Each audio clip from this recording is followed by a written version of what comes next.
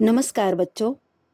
आज के इस चर्चा में हम व्यवसाय अध्ययन के एक बहुत ही महत्वपूर्ण विषय भर्ती के आंतरिक स्रोत पर बात करेंगे।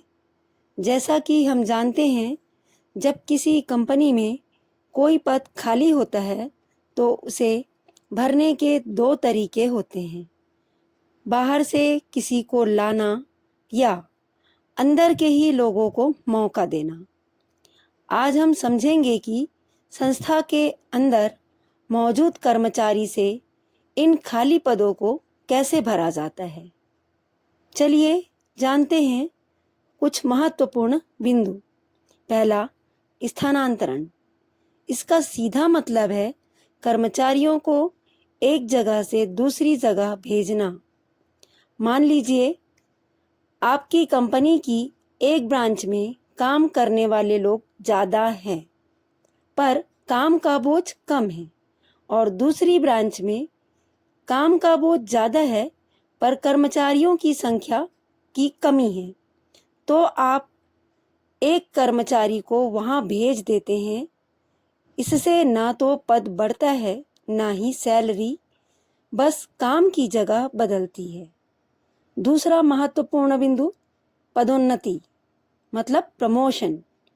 यह हर कर्मचारी का सपना होता है। इसमें कर्मचारी को निचले पद से ऊंचे पद पर भेजा जाता है। इससे उसकी जिम्मेदारी, सम्मान और वेतन तीनों में बढ़ोतरी होती है। यह कर्मचारियों को कड़ी मेहनत करने के लिए प्रेरित करने का सबसे अच्छा तरीका है। तीसरा महत्वपूर्ण बिंदु, अस्थायी लगाव। अलगाव से वापसी। कभी कभी मंदी या कच्चे माल की कमी की वजह से कंपनी को अपने कुछ लोगों को काम से हटाना पड़ता है, लेकिन जैसे ही काम दोबारा बढ़ता है, कंपनी उन्हीं पुराने भरोसेमंद लोगों को प्राथमिकता देती है और उन्हें वापस बुलाती है। चौथा, सेवा वृद्धि, एक्सटेंशन ऑफ सर्विस। जब कोई हुनरमंद कर्मचारी रिटायर होने वाला होता है लेकिन कंपनी को उसकी सख्त ज़रूरत होती है तो उसे कुछ और सालों के लिए काम पर रख लिया जाता है। इसे सेवा का विस्तार कहते हैं। पांचवा, जबरन छुट्टी से वापसी। इसका मतलब उन पुराने कर्मचारियों को संपर्क करना है जो किसी कारणवश चले गए थे लेकिन अब वापस आकर अपनी सेवाएं देना चाहते हैं।